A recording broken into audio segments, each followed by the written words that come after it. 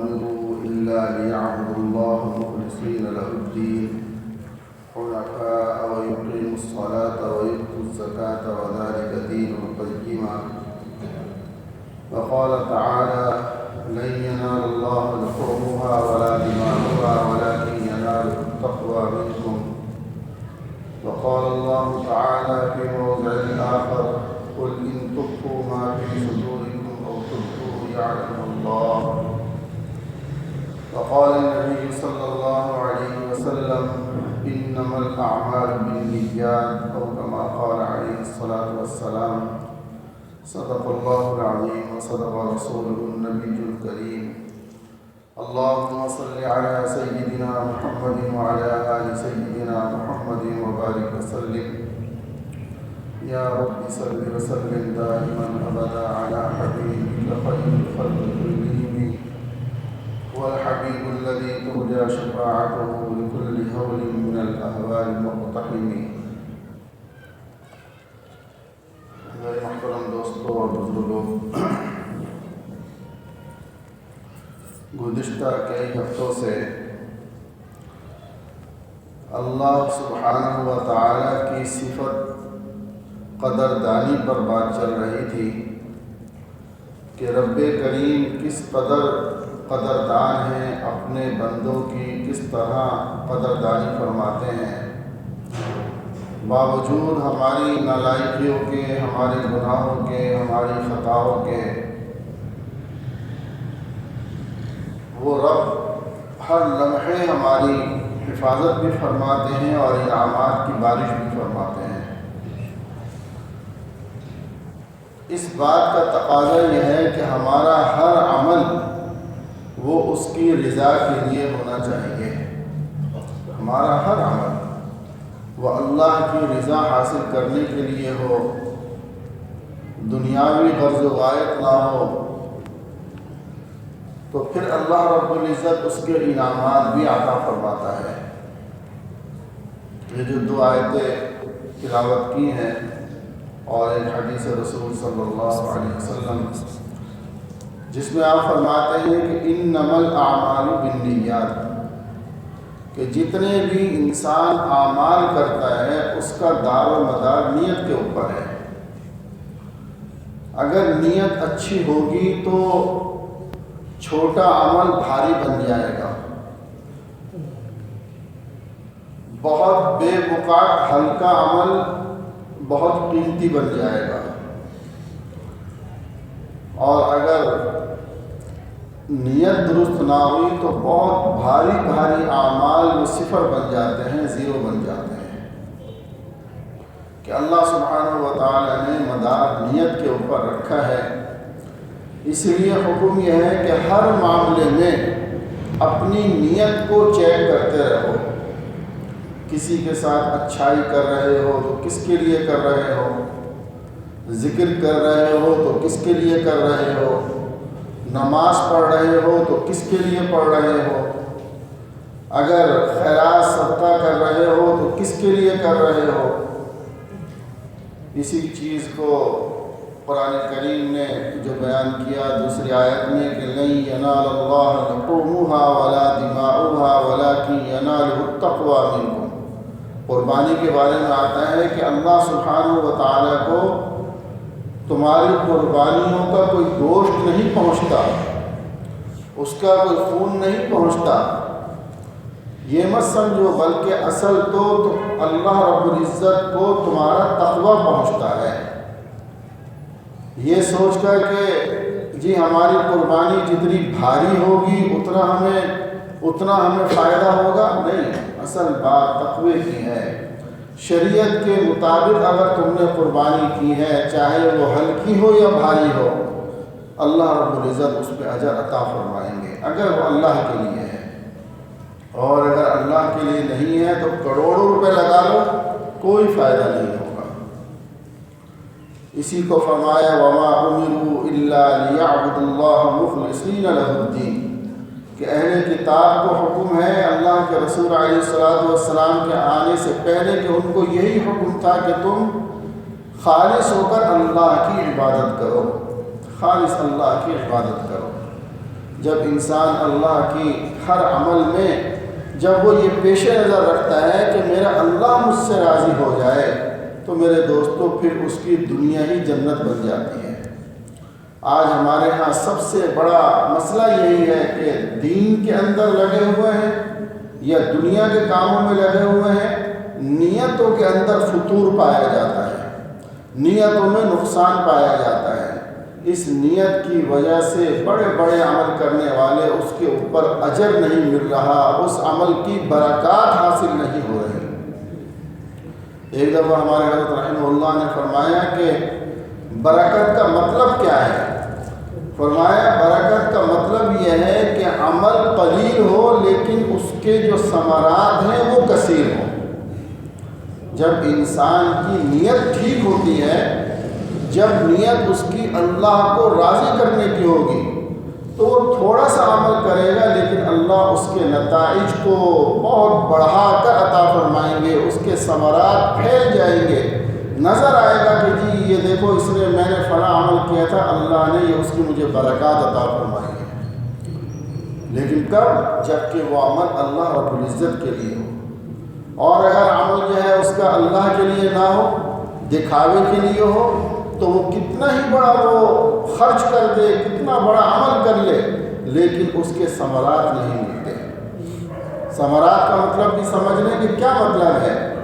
بہت آسانی سے اس کو سمجھا جا سکتا ہے کہ ایک آدمی وہ دنیا میں کام کرتا ہے اور وہ اللہ کے لیے روزی کما رہا ہے کہ میرے نفس کی پرورش کرنا، میرے بیوی بچوں کی پرورش کرنا یہ اللہ نے میرے ذمہ دیا ہے، لہٰذا وہ صبح نکلتا ہے، شام تک کام کرتا ہے، جو فرائض اور واجبات اللہ سبحانہ و تعالیٰ نے لازم کیے ہیں ان کو ادا کرتا ہے اور حلال روزگار کماتا ہے، تھوڑا کماتا ہے۔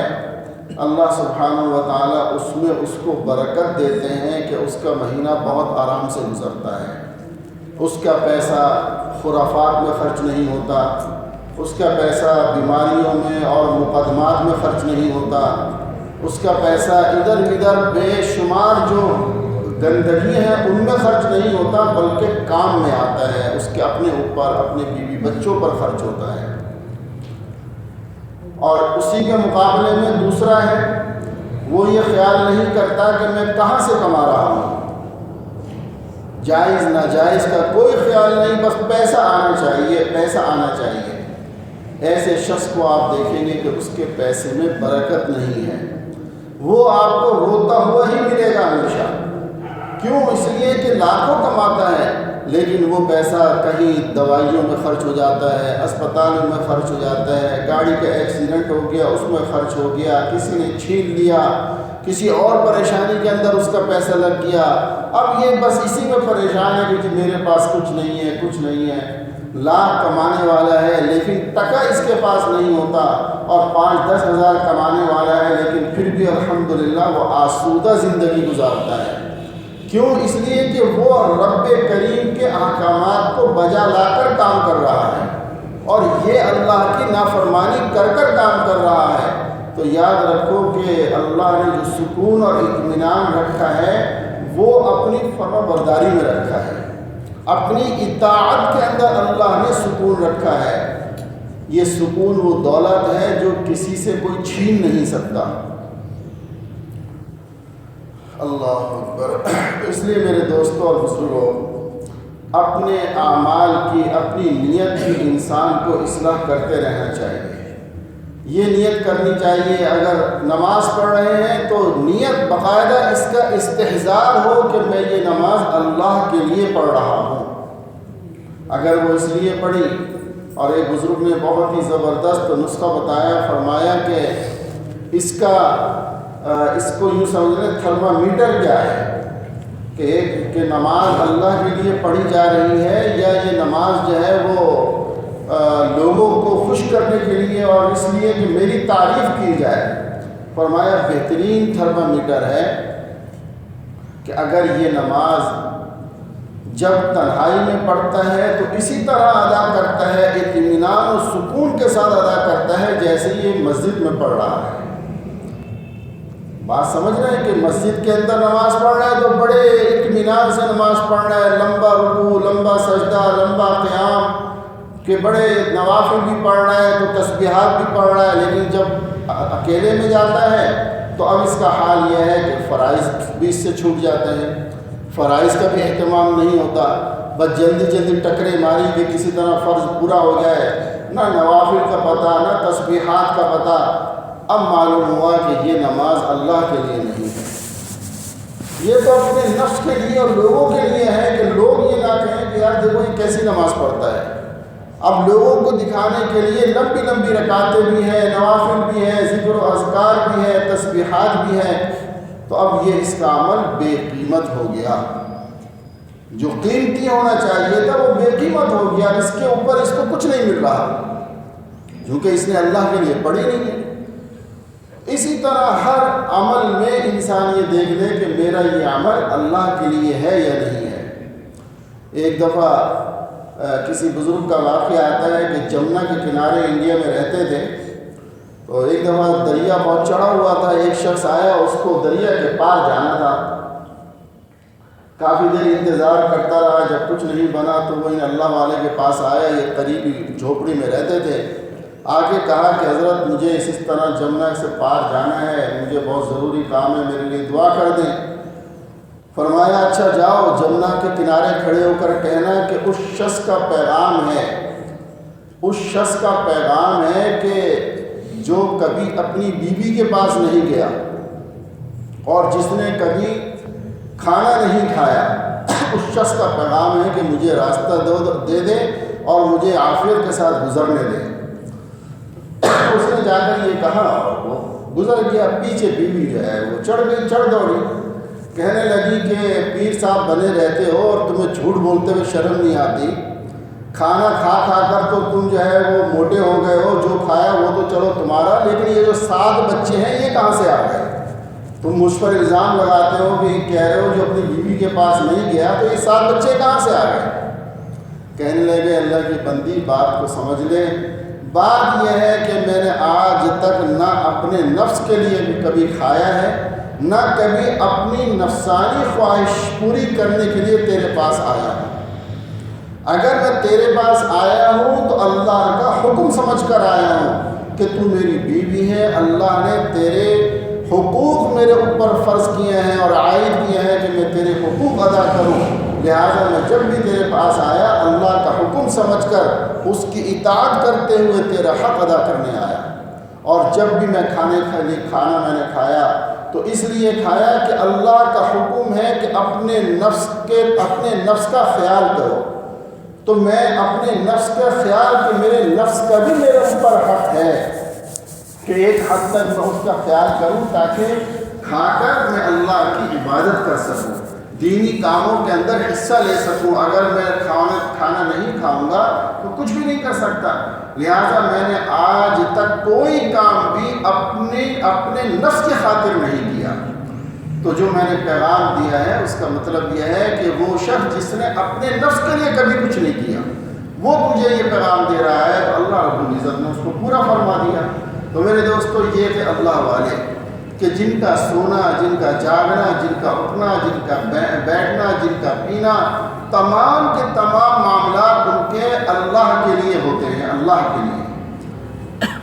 گزشتہ مرتبہ میں نے عرض کیا نا کہ ہمارے حضرت مولانا تقی صاحب دامت برکاتہ ان کے پاس گئے تو انہوں نے یہی فرمایا کہ بھائی آج کے دور میں یہ ایک چیز نظر آ رہی ہے کہ لوگ کوئی بھی کام اللہ کے لیے نہیں کر رہے، لہٰذا اس کی عادت ڈالو کہ اپنے ہر کام میں یہ نیت کرو کہ میں اللہ کے لیے کر رہا ہوں، گناہ کا کام نہ ہو۔ اگر آپ کھانا کھانے بیٹھ رہے ہیں تو یہ نیت کریں کہ اللہ میں تیرے لیے کھا رہا ہوں، کیوں کہ جب مجھے اس سے قوت حاصل ہوگی میں فرض نمازیں پڑھوں گا، میں ذکر و اذکار کروں گا، میں دین کے کاموں میں حصہ لوں گا۔ جب آپ سونے کے لیے جا رہے ہیں تو سوتے وقت یہ نیت کریں کہ اللہ میں تیرے لیے سو رہا ہوں تاکہ اس نیند سے جو مجھے بشاشت حاصل ہوگی تو میں قرآن کی خدمت کروں گا، میں دین کے کاموں کے لیے جاؤں گا، میں صبح اٹھ کر فجر کی نماز باجماعت ادا کروں گا۔ غرض یہ کہ کوئی بھی کام ہو جب آپ اس میں نیت کریں گے کہ اللہ کے لیے کر رہے ہیں اللہ سبحانہ و تعالیٰ اس سے راضی ہو جائیں گے اور اللہ پاک اس کی برکتیں عطا فرمائیں گے۔ آج ہمارے اعمال میں جو بے برکتیاں ہیں، آج ہم جو پریشان حال ہیں، ہر جگہ ہمارے حالات خراب ہیں، پریشانیاں ہیں، اس کی بنیادی وجہ یہ ہے کہ ہم جو کچھ کر رہے ہیں وہ بغیر نیت کے کر رہے ہیں۔ یا تو ہمیں اس کا پتہ ہی نہیں ہے کہ کوئی نیت ہونی چاہیے، اور یا کر رہے ہیں تو بس یہ دنیا داری کے طور پہ چل رہے ہیں کہ ہاں جی کھانا بھی کھانا ہے۔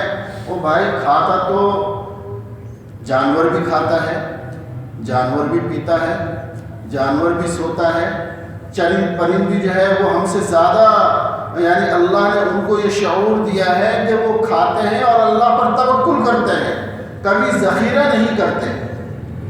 ہم سے زیادہ اللہ نے ان کو یہ شعور دیا ہے کہ صبح اٹھ کر کھانے کے لیے نکلتے ہیں، اپنی غذا کر کے شام کو اپنے گھونسلے میں آ جاتے ہیں، جمع نہیں کرتے دوسرے دن کے لیے، جبکہ انسان کو سالوں کو جمع کر کے رکھتا ہے۔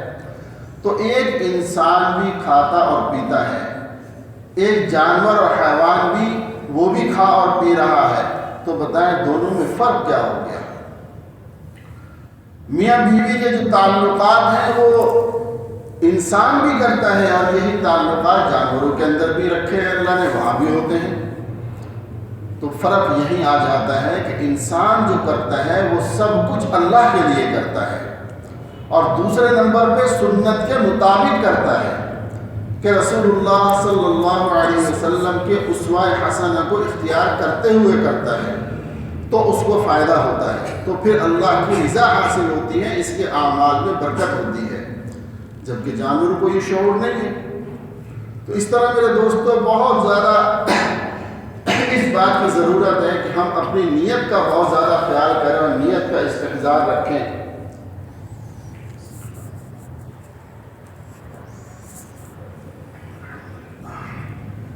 قرآن کریم میں ایک جگہ ارشاد ہے کہ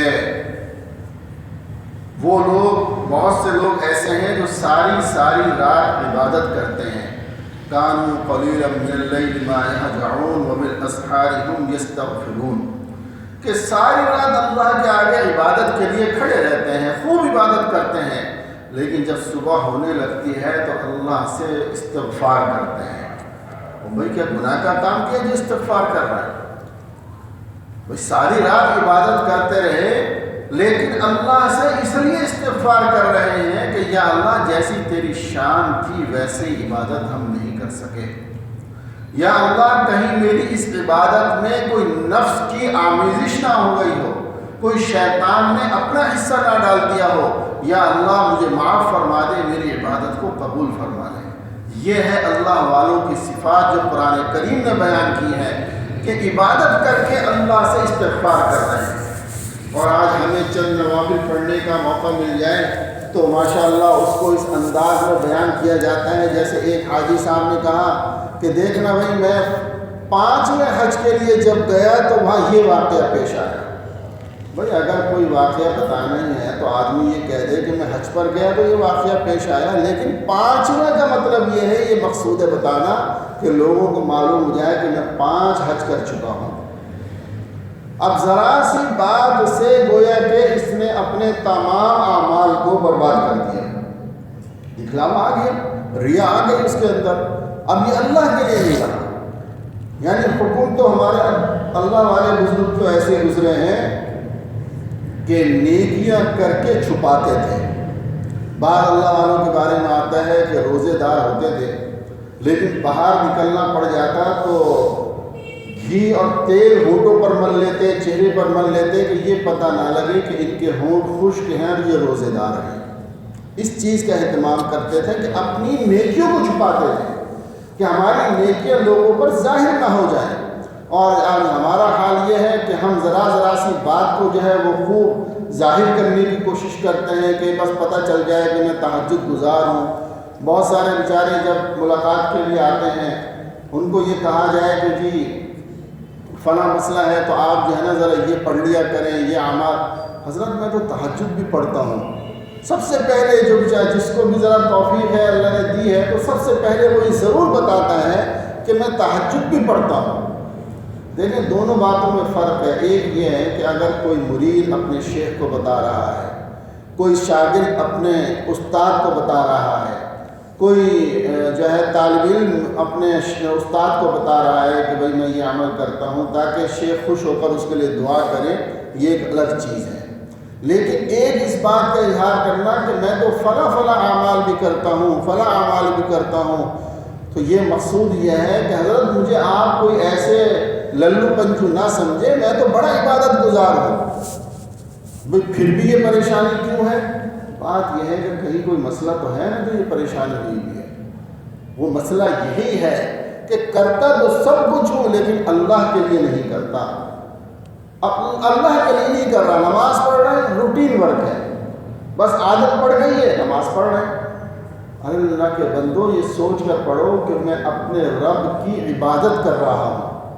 جب مسجد میں انسان آئے تو اس توجہ کے ساتھ آئے کہ میں کس کے دربار میں جا رہا ہوں. آپ ذرا خود سوچیں ذرا اس بات کو کہ اگر آپ کو دنیاوی طور پر کسی صاحب حیثیت کے پاس دن کے اندر 2-3 مرتبہ بھی جانا پڑ جائے، یا جو لوگ کام کرتے ہیں اپنے آفس کے اندر، فیکٹری میں، وہاں جو باس ہوتے ہیں ان کے پاس جانا پڑ جائے، تو ہر دفعہ جانے سے پہلے وہ تھوڑا سا اپنے آپ کو سنوارتے ہیں. اپنے کپڑے بڑے صحیح کریں گے، بال صحیح کریں گے کہ یار باس کے پاس جا رہے ہیں کہ ہماری حالت ایسی نہ ہو کہ وہ یہ کہے کہ تم نے کیا حلیہ بنایا ہوا ہے. اور بعض جگہ تو بہت زیادہ ہی پروٹوکول کا خیال کیا جاتا ہے.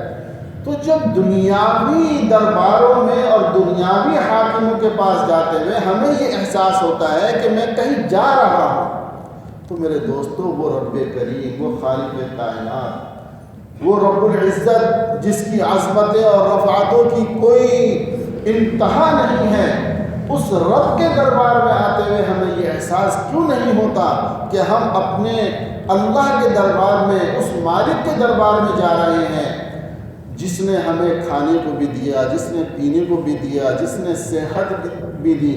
غرض یہ کہ ہمارے ہر لمحے کی جو ضروریات پوری کر رہا ہے، ہر لمحے کی جو ضروریات ہمیں دے رہا ہے، اس کے دربار میں ہم جا رہے ہیں جس کے حکم کن، یعنی کن کہنے سے فیکون ہو جاتا ہے.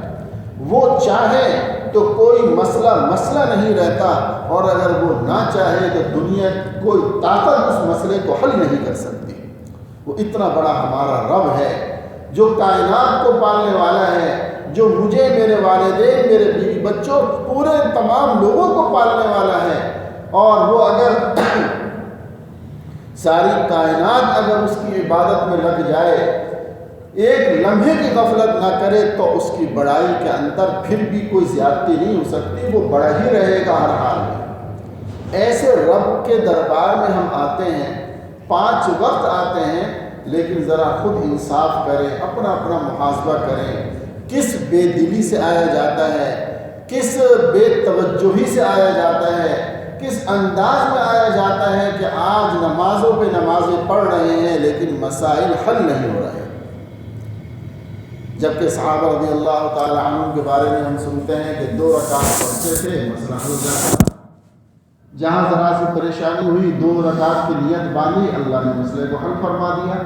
اور آج ہم صلاۃ الحاجت پہ حاجت پڑھے جا رہے ہیں، حاجت پہ حاجت پڑھے جا رہے ہیں، لیکن ہمارا مسئلہ حل نہیں ہو رہا. تو بھائی بات یہ ہے کہ آج ہماری فکر ہے کہاں، ہم کس طرف جا رہے ہیں. ہم نماز تو پڑھ رہے ہیں لیکن ہمارا نماز میں دھیان کتنا ہے. یہ بات ہر آدمی خود اس کا احساس کر سکتا ہے. یہ کوئی سمجھانے والی چیز نہیں ہے کہ جس وقت تکبیر تحریمہ کہتے ہیں تو تکبیر تحریمہ کہتے وقت بھی بہت کم احساس ہوتا ہے کہ میں تکبیر تحریمہ کہہ رہا ہوں. ورنہ بس آئے جلدی سے امام نے اللہ اکبر کہا، خود نے بھی اللہ اکبر کہا، نیت باندھ دی. میں نے کہا نا یہ روٹین ورک ہے، بس ایک عادت پڑ گئی ہے. روٹین کی عادت ہے کہ ہاں جی بس آئے اور جو ہے ٹکرے ماری اور چلے گئے. نہیں میرے بھائی، ایسا نہیں، ایسا نہ کرو. خدارا اللہ کے دربار میں آؤ تو سوچ سمجھ کر آؤ، اور اس احساس کے ساتھ آؤ کہ میں اللہ کے دربار میں حاضری دینے جا رہا ہوں. اچھی طرح وضو کرو، اطمینان کے ساتھ آؤ. اب دیکھیں حکم کیا ہے کہ اگر آپ کو، پہلی بات تو یہ کہ جلدی آنا چاہیے. لیکن اگر دیر ہو جائے اور آپ وضو کر رہے ہیں، جماعت کھڑی ہو گئی، تو شرعی حکم یہ ہے کہ آپ دوڑ کر مسجد میں نہ آئیں، دوڑ کر جماعت میں شامل نہ ہوں، جلد بازی نہ کریں۔ آپ وضو کر کے باوقار طریقے سے آئیں اور آ کر شامل ہو جائیں، جہاں سے نماز مل جائے وہیں سے شامل ہو جائیں اور اس کے بعد میں پوری کر لیں۔ شرعی حکم یہ ہے۔ لیکن اب دوڑتے ہیں ایسی تیزی کے ساتھ کہ بس جو ہے نا وہ کسی طرح گویا کہ ریل چھوٹ رہی ہے اور دوبارہ ملے گی نہیں۔ تو جب اس انداز میں آئیں گے، ان چیزوں کا احساس نہیں کریں گے، تو پھر نماز کی برکات کہاں ملیں گی؟ نماز کے ثمرات پھر کہاں ملیں گے؟ اللہ اکبر۔ تو بات میں یہ عرض کر رہا تھا کہ ہر ہمارا کام اللہ کے لیے ہوگا تو انشاءاللہ پھر اس کے جو نتائج نکلیں گے وہ دیکھنے والے ہوں گے۔ حضرت خالد بن ولید رضی اللہ تعالیٰ عنہ کون نہیں جانتا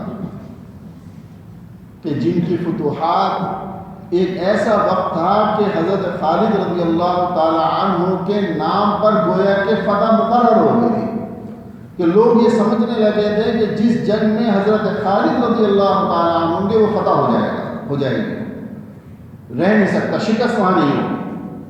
حضرت عمر رضی اللہ تعالیٰ عنہ نے عین یرموک کی جنگ کے اندر، عین جنگ کے وقت میں قاصد بھیجا کہ میں آپ کو معزول کرتا ہوں، فلاں کو کمانڈر بناتا ہوں، میرا خط ملنے کے بعد آپ کا دل چاہے تو میرے پاس واپس آ جائیں، اور اگر چاہیں تو ایک سپاہی، عام سپاہی بن کر لڑنا شروع کر دیں۔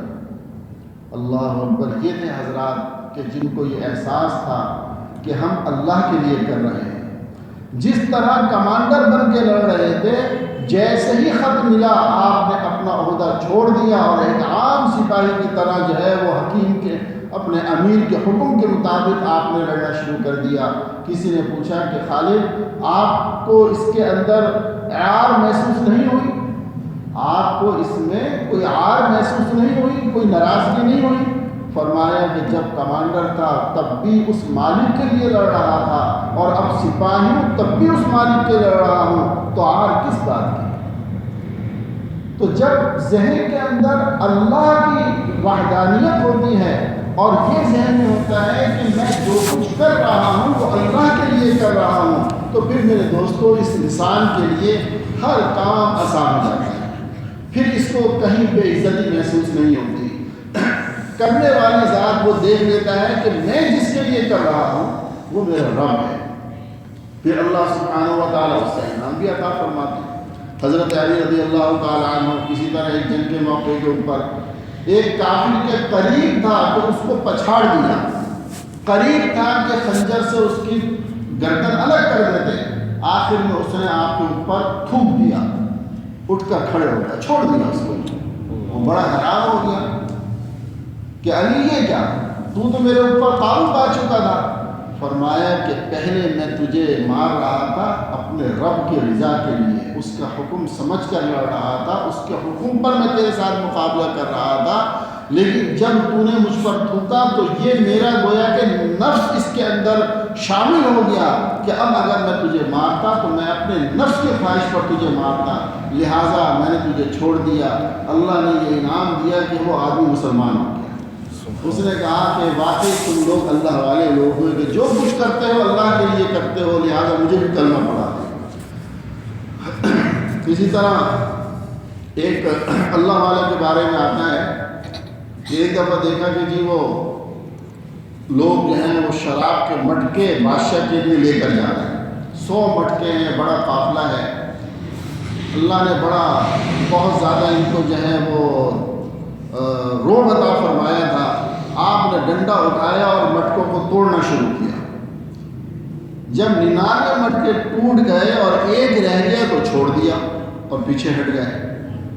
بادشاہ کو خبر پہنچی، بادشاہ نے گرفتار کروا لیا، پوچھا کہ تم نے کیا کیا؟ انہوں نے کہا کہ میری غیرت نے گوارا نہ کیا کہ یہ شراب حرام چیز، ام الخبائث چیز، اور یہ مسلمان استعمال کرے، اس لیے میں نے ان کو توڑا۔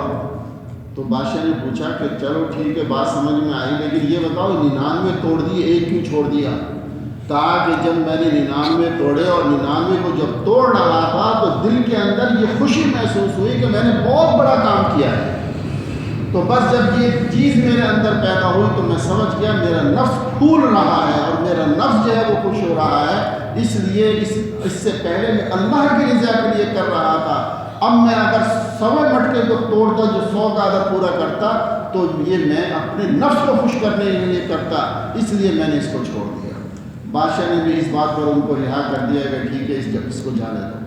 تو میرے دوستو، جو لوگ اللہ کے لیے کام کرتے ہیں، اپنے رب کی رضا کے لیے کرتے ہیں، پھر حالات کیسے بھی آ جائیں اللہ ان کی مدد کرتا ہے۔ اللہ کی رضا تو جو ملتی سو ملتی ہے، لیکن اللہ سبحانہ و تعالیٰ جو اس کے اوپر ان کو عطا فرماتا ہے۔ ابن عقیل رحمۃ اللہ علیہ کتاب کے مصنف گزرے ہیں، عربی کتاب کے، وہ اپنا واقعہ خود بیان کرتے ہیں کہ میں ایک دم طواف کر رہا تھا۔ طواف کے دوران مجھے ایک بہت خوبصورت ہار ملا، بہت قیمتی ہار تھا۔ اب دل نے مجھے یہ کہا کہ میں اس قیمتی ہار کو اپنے پاس رکھ لوں، مجھے بھی ضرورت ہے، غریب آدمی ہوں، کوئی رزق کا بھی انتظام نہیں ہے۔ لیکن پھر دل میں اللہ کا خوف پیدا ہوا کہ نہ معلوم کس کا ہے، اللہ مجھ سے پوچھ گچھ کر لے، اللہ کی طرف سے پکڑ آ جائے۔ اسی کشمکش میں آپ نے بہرحال فیصلہ کیا، مطاف میں کھڑے ہو کر اعلان کیا کہ یہ مجھے ایک ہار ملا ہے جس کا وہ مجھ سے لے لے۔ اچانک ایک نابینا شخص آئے اور کہا کہ ہاں میرے تھیلے سے ایک ہار گرا ہے۔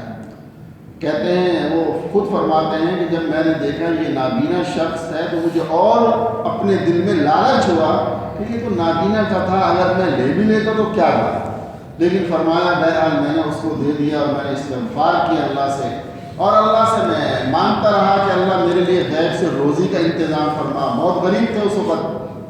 فرماتے ہیں کہ میں وہاں سے طواف سے فارغ ہوا، فارغ ہونے کے بعد قریب کی ایک بستی تھی کوئی حلہ نام کی، میں وہاں پہنچ گیا۔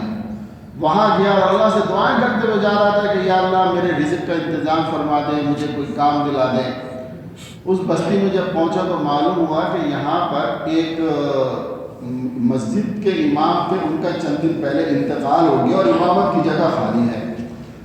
ان سے کہا کہ حضرت نماز پڑھائیں۔ جب انہوں نے نماز پڑھائی تو لوگوں کو بڑا اچھا لگا، ماشاءاللہ اچھی تلاوت، اچھا انداز۔ لوگوں نے کہا کہ آپ جو ہے وہ امامت اختیار کر لیں گا۔ انہوں نے کہا یہ تو اچھی بات ہے، میں تو خود تلاش میں تھا۔ وہ امام لگ گئے۔ کچھ عرصے کے بعد ان کو جو ہے ایک پیغام آیا نکاح کا کہ جی ہمارے محلے میں ایک یتیم بچی ہے جس کا کوئی آسرا سہارا نہیں ہے، اور وہ آپ کی نیکی اور آپ کی جو ہے وہ اچھی شخصیت کی وجہ سے چاہتی ہے کہ آپ کا نکاح اس سے ہو جائے۔ اللہ کی شان کی نکاح بھی ہو گیا بھائی، چلو اللہ پاک نے جگہ بھی دے دی، مسجد بھی دے دی۔ کہتے ہیں ایک دن میں نے دیکھا کہ وہ میری بیوی وہی ہار جو مجھے مطاف کے اندر ملا تھا وہ پہنی ہوئی ہے۔ میں بڑا حیران ہو گیا۔ میں نے کہا کہ تیرے پاس یہ ہار کہاں سے آ گیا؟ اس نے کہا کہ یہ تو میرے والد محترم نے مجھے دیا تھا، اور وہ اس مسجد کے امام تھے، نابینا تھے، انتقال کے وقت یہی ان کے پاس ایک جمع پونجی تھی جو مجھے دے گئے تھے۔ وہ بڑے حیران ہوئے اور پھر ان کو واقعہ سنایا کہ اس طرح مجھے یہ ہار ملا اور یہ ہوا، میں اللہ سے رزق کی دعا کرتا رہا۔ اس نے لڑکی نے کہا، ان کی بیوی نے کہ اللہ نے تیری دعائیں بھی قبول فرمائی اور میرے والد کی دعا بھی قبول فرمائی۔ تو ابن عقیل رحمۃ اللہ علیہ کہتے ہیں کہ میں نے کہا بھائی ٹھیک ہے، میری دعا تو قبول ہو گئی، مجھے اندازہ ہو گیا اللہ نے مجھے جو ہے وہ گھر بھی دیا، بیوی بھی دی، گھر والی بھی دی، مسجد بھی دی، سب کچھ مل گیا، لیکن ان کی کیا دعا تھی؟ تو ان کے اہلیہ کہنے لگی کہ میرے والد کی یہ دعا تھی، جب وہ آئے حج سے عمرے سے طواف کر کے واپس آئے تو انہوں نے کہا کہ ایک امین شخص نے، بہت امین آدمی تھا، بہت امانت دار کوئی شخص تھا، جس نے اس ہار، اتنے قیمتی ہار کو مجھے واپس کر دیا۔ یا اللہ ایسے ہی کسی امانت دار کو میری بیٹی کا شوہر بنا دے، ایسے ہی کسی امانت دار کو میری بیٹی کا شوہر بنا دے۔ تو اللہ نے ان کی دعا قبول فرمائی اور آج تو میرا شوہر ہے، میں تیری بیوی ہوں۔ تو میرے دوستو یہ ہوتا ہے جب انسان اللہ کے لیے کام کرتا ہے، اللہ کی قسم میرا رب اس کو محروم نہیں کرتا۔ جب اللہ کے لیے ہر کام کو کرے گا، نیت اس کی اچھی ہوگی، لازمی اس کا پھل اس کو انشاءاللہ دنیا میں بھی ملے گا اور آخرت میں تو ہے ہی ہے اس کے لیے۔ تو یہ اللہ والوں کے واقعات ہوتے ہیں جو اللہ سبحانہ و تعالیٰ فرماتے ہیں اللہم صلی اللہ علیہ وسلم۔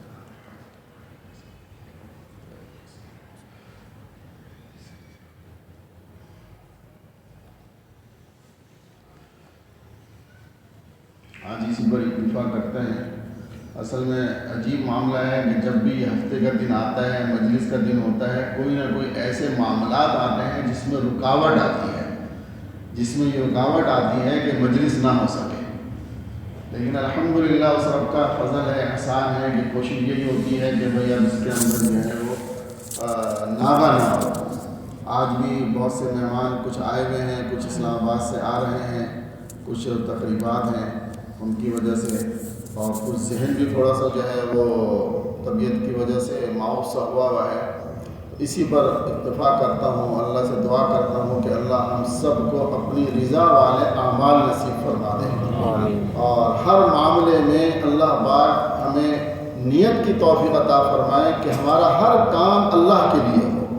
اور اس کا بہت آسان سا طریقہ ہے۔ الحمدللہ جب سے میں نے حضرت مولانا تقی صاحب دامت برکاتہ ان کی بات سنی ہے تو اللہ کا بہت بڑا فضل ہے، بارہا اللہ اس کی توفیق عطا فرما رہے ہیں کہ وقتاً فوقتاً اس بات کا استحضار ہو جاتا ہے۔